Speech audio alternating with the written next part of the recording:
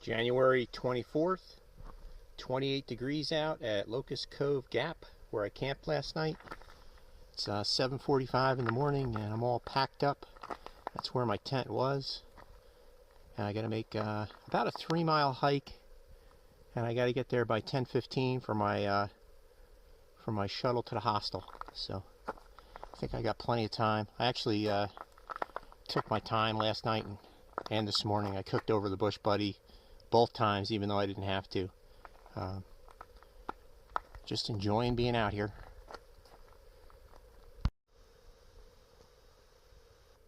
Little morning almost view on the hike out. I just climbed out of Stimp Gap, and I'm at the top of whatever this thing is, and I think this is it. I think this is going to be my best view of the day.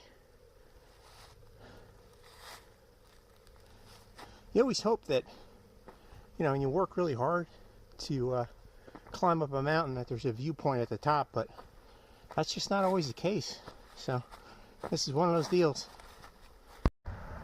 Made it to Stochowa Gap. I think that's how you say it. It's 9:36. So my ride's not going to be here till 10:15. So I'm going to be chilling out over there. January 25th, 43 degrees outside and pouring rain. And I spent the night in the Stochowa Wolf Creek Hostel. There's my bed I slept in. And it was $30, including the shuttle, laundry, and shower. I didn't think about spending another night here after laying awake in that bed, hearing that rain hammering down all morning. But I'm going to get out there. And, all hostels are different. No two look the same. This one just happens to be this guy's childhood house that he now uses as a secondary source of income. I'll give you a quick tour in case you're curious what a hostel looks like. I have the place all to myself. Pretty standard fare on this winter AT hike so far. Getting kind of spoiled. Cooked myself up some breakfast. Did laundry over here last night. Just got some spare clothes that you can wear while you're doing laundry. I took full advantage of that. So there you go. He's picking me up at 8, and I'm going to get cracking on this next section. Very ambitious day, 15 miles to the Fontana Dam Shelter. We'll see how she goes. All right, back to Stochowa Gap. Starting off my hiking day in the rain. I got a frogger across this road in the fog. Yeah. So this section of the trail is called Jacob's Ladder. And it's supposed to be a pretty aggressive climb for like a mile coming out of the gap here. And my pack is like friggin' heavier than ever. I mean, I really basically panic purchased food because I know I'm going into the Smokies. So it's possible I could be, you know, stuck up there if weather goes bad, and I didn't want to be out of food. So this is brutal. I could feel it. I could feel my pack, man. I did manage to get the Smoky Mountains permit. I did it all on my phone. Just logged into that SmokyMountainPermit.com or whatever it was and downloaded it on my phone. I think you're supposed to print it out, but obviously I don't have a printer, so if the ranger asks, he can look at my phone. That's how I resolved that. It was $20. So I think there's only 2 places on the Appalachian Trail where you need a permit to pass through and camp in the area, and that's the Smokies and the Baxter State Park in Maine, which is Mount Katahdin, the finish line. Well, I'll check in later. Thought we could do some questions and answers today, since as you can see behind me, it's not going to be much of a view. So first question came in: were you a Boy Scout? that's going to be a hard no. No, I wasn't. Next question came from Tampa Jimmy. He asked, when you come back to Florida, would you consider taking me on as your man lover? I will be the small spoon. Also, do you like your Z-Packs duplex tent, or would you have preferred a one-person tent? Those are great questions, Jimmy. I'm happy to report that I am very, very happily married now for 25 years to the most awesome woman in the world. So I cannot accommodate you on the first part. As far as the tent, I love my duplex. But honestly, I prefer the shelters. Hands down, the shelters are better. And that might be because I'm a winter shelter person. I get the whole shelter to myself. You know, I could stand up in there, I can hang up gear, walk around, sit down on the edge of the shelter. It's just better than a tent where you're relegated to this, you know, closet size area and you got to sit Indian style in there. So as far as the tent itself, I prefer the two-person duplex over my one-person Six Moons Lunar Solo. I'm glad I took the duplex. Just that little extra room inside makes all the difference, especially like when you're trying to blow up your pad when you get into your tent. You know, you're not smearing yourself all over your condensation strewn walls in the morning when you're trying to pack stuff up. It's just better. So hope that helps. We made it to a viewpoint here after Jacob's Ladder.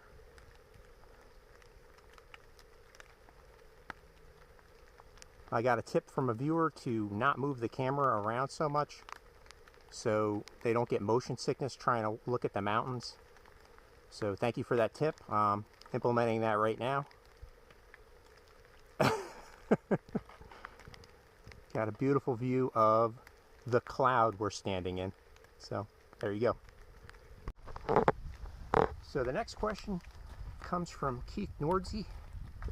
Keith writes, Dear Will in the Wilderness, would it be possible for you to include a visual map of your GPS coordinates on the eastern seaboard before you start your hike each day so we know where you are? That's a great question, but Keith, starting to get out of my field of technical expertise, beyond my ability. So for right now, it's going to be a no. Trying to think of how I could accommodate that. Maybe I could start giving my mileage, like I'm at mile X on the Appalachian Trail. I don't know if that would help out. We'll see. All right, here's the trail. So I got some holdout ice and snow here. Not good. I'll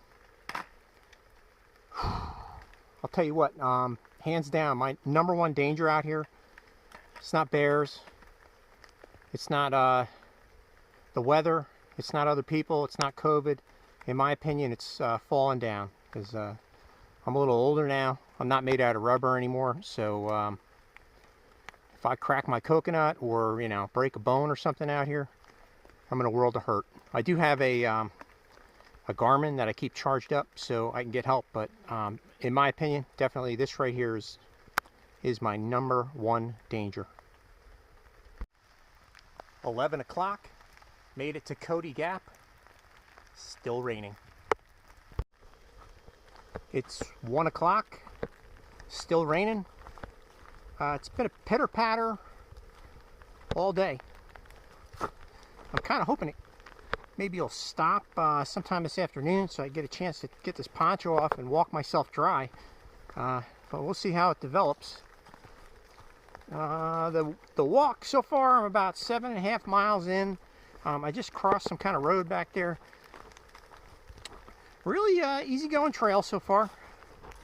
You know, mild weather. It's probably in the 40s or 50s right now, so I'm toasty warm. And just cruising along, and you're pretty much seeing what I've been seeing all day long. This is pretty much the view that I've been getting. Body checkup. Well, body feels pretty good. I did have 2 blisters on the ends of my toes on either foot. One toe on either foot had a blister on the end. They've been there for a while. They're hardened up to the point where they're almost calluses now. And I think I got them from the micro spikes in the days I used them. I don't know. But they're not bothering me, so that's no big deal.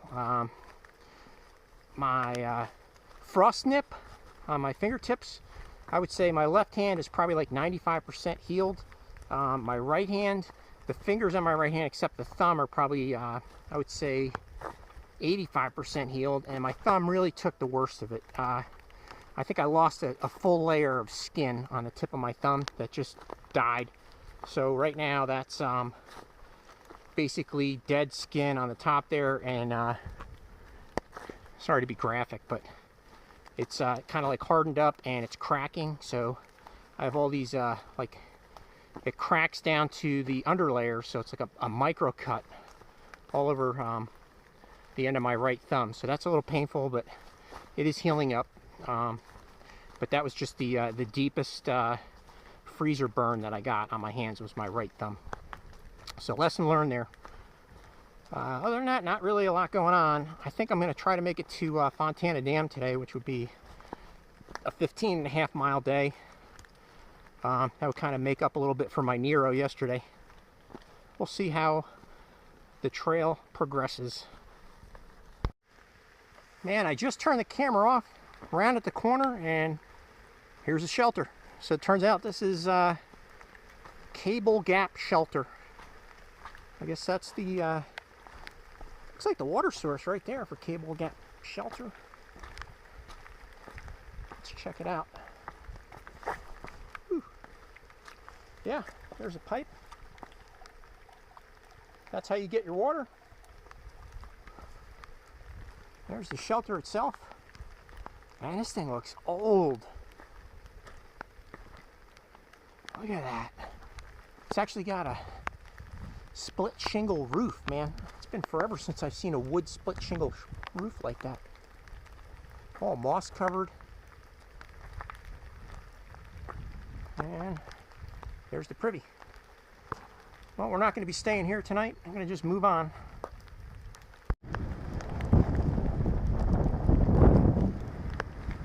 Woo! Little gusty today.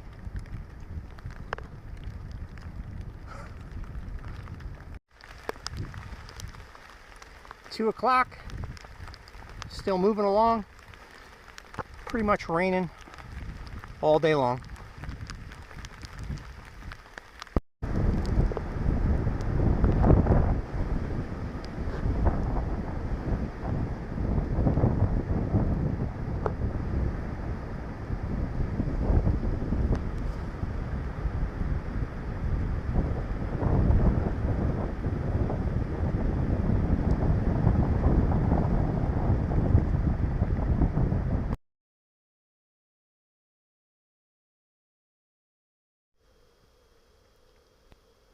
That's about the best view I've had all day.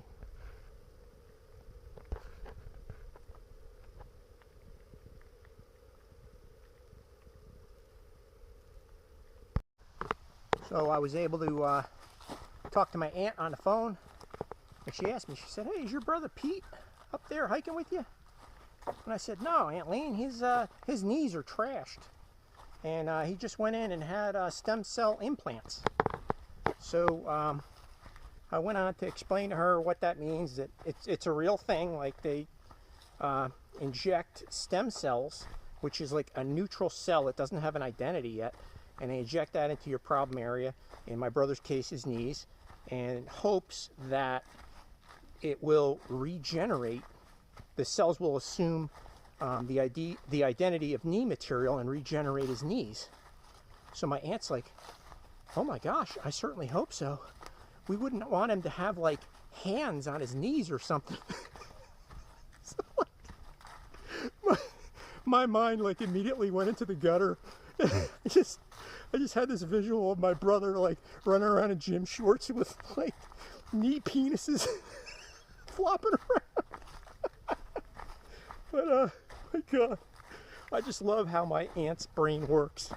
And Pete, hey, she's thinking of you, by the way. It's like 5:30, and just arriving at the Fontana Hilton shelter. This is supposed to be the most luxurious shelter on the trail. My wish was granted. Like 2 hours ago it stopped raining, so I walked myself completely dry, and it's just starting to rain right now, so I'm gonna get in there.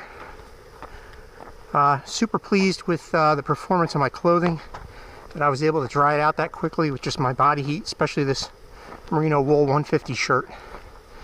But let's check this thing out. I've never seen it. Hey, buddy. Hope you don't mind. What's that? I don't want to be in the video. Oh, okay. Come. No. Doesn't want to be in the video. I'm going to shut it off and we'll check the shelter out later. But look at that view. Pretty cool. Alright, I got my first gear casualty of the hike. The Sea to Summit poncho's got a tear in it. A couple inches. See what we could do about that. Alright, I was able to sew that gash up with some dental floss and a sail needle. I guess when I get to Gatlinburg I'll have to pick up some seam sealer and finish that repair. Kind of a hack job, but it'll have to do. Anyway, let me give you a look around the shelter here. So this is another hiker who's gone. I don't know where he's at, but he's supposedly coming back. And it's a double-decker, huge center area, and then double-decker on this side. That gentleman that was here earlier when I got here, he's gone. Frankly, he's experiencing some type of a mental crisis right now. He was talking some violent stuff. Frankly, a little disconcerting, and I'm glad he's gone. I hope the woods give him peace, but I think he knew he was having a mental crisis, and he had to get away from people. He said that, and you know, a bunch of other violent nonsense, but Jesus, I hope he doesn't come back. Anyway, here's some garbage cans over here. There's a power station for charging up your stuff. Might try that out later. Here's a spigot. No idea where the bathroom is. Maybe it's up the road. I don't know. There's supposed to be a bathroom with showers and everything. I think the showers and most of the plumbing's probably closed down for the winter, but nice to know where it's at. Yeah, so Fontana damn Hilton.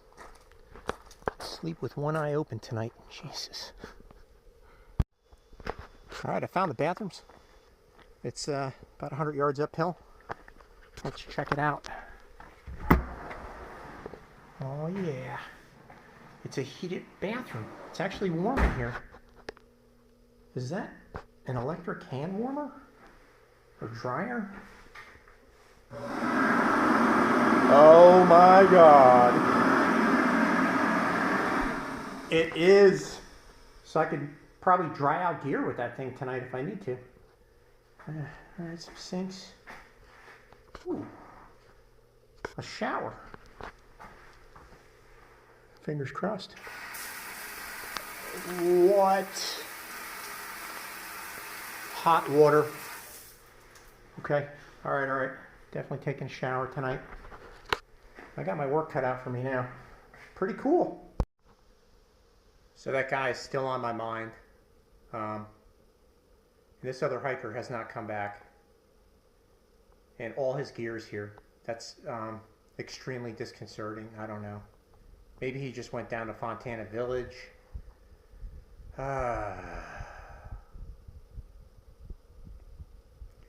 So anyway, let me get specific with what that gentleman was saying. He told me that he was an ex-felon. He has PTSD. And then he ranted on and on about how people are following him on the trail. And, oh God, basically sounded very schizophrenic. And then he was saying that